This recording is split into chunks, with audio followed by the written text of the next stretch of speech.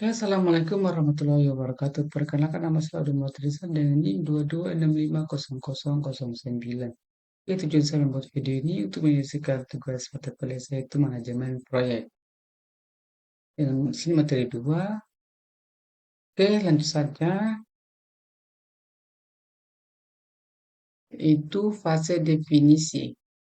Yaitu fase definisi tujuannya itu untuk memahami dengan baik masalah-masalah yang dihadapi oleh oleh user dalam memperkirakan biaya, waktu dan penyelesaian suatu proyek.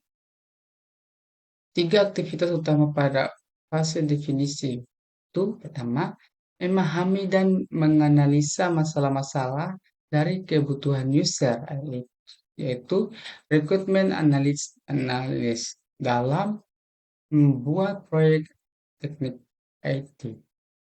Kedua, keputusan apakah proyek dilaksanakan atau tidak. Jika proyek siap dilaksanakan, maka segera manajer proyek harus menganalisis risiko yang mungkin terjadi yang dapat menggagalkan proyek tersebut. Juga adalah tiga, pembuatan proposal berupa per- perkiraan dalam hal rancangan biaya serta waktu penyelesaian suatu proyek. Selanjutnya, dokumen kebutuhan requirement document atau RD. Dokumennya itu dokumen kebutuhan yaitu atau requirement dokumen adalah dokumen formal yang digunakan untuk mengendali untuk mendetailkan kebutuhan atau persyaratan khusus yang harus dipenuhi oleh suatu sistem aplikasi atau proyek. Kedua, dokumen ini umumnya mencakup kebutuhan fungsional, kebutuhan non-fungsional, mata sistem, serta kriteria validasi dan verifikasi. Tujuannya adalah untuk memastikan bahwa semua pihak yang terlibat dalam pengembangan proyek memiliki pemahaman yang sama tentang apa yang diharapkan dari sistem atau aplikasi yang akan dikembangkan.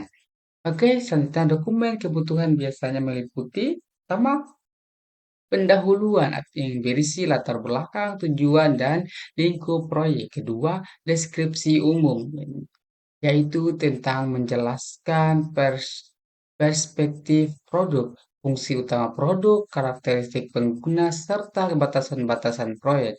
Ketiga, kebutuhan spesifik, yaitu mendetailkan setiap kebutuhan fungsional dan non-fungsional sistem atau aplikasi.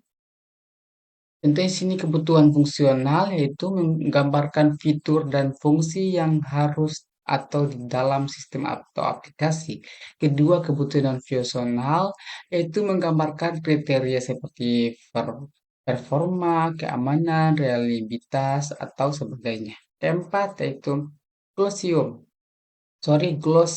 Glosario, yaitu kamus istilah atau kata-kata khusus yang digunakan dalam dokumen. Setelah ada lampiran yaitu bisa berupa diagram, mockup, atau informasi tambahan lainnya yang relevan dengan dokumen kebutuhan. Selanjutnya, langkah-langkah dalam pembuatan dokumen kebutuhan atau requirement dokumen atau RD. Inilah karena langkah-langkahnya dari 10.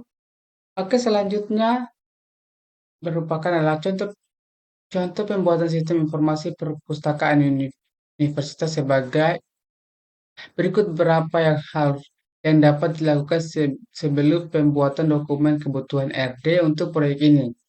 Di sini terdapat 11 contoh. Oke, selanjutnya kebutuhan melaksanakan tidak melaksanakan proyek. Pertama, setelah kebutuhan-kebutuhan ditetapkan, langkah berikutnya adalah memutuskan apakah proyek bernilai untuk dikerjakan atau tidak. Ternyata eh, untuk membantu membuat keputusan itu, suatu studi melayankan dilakukan untuk menjawab pertanyaan, dapatkah sistem ini dibangun secara teknik? Gitu.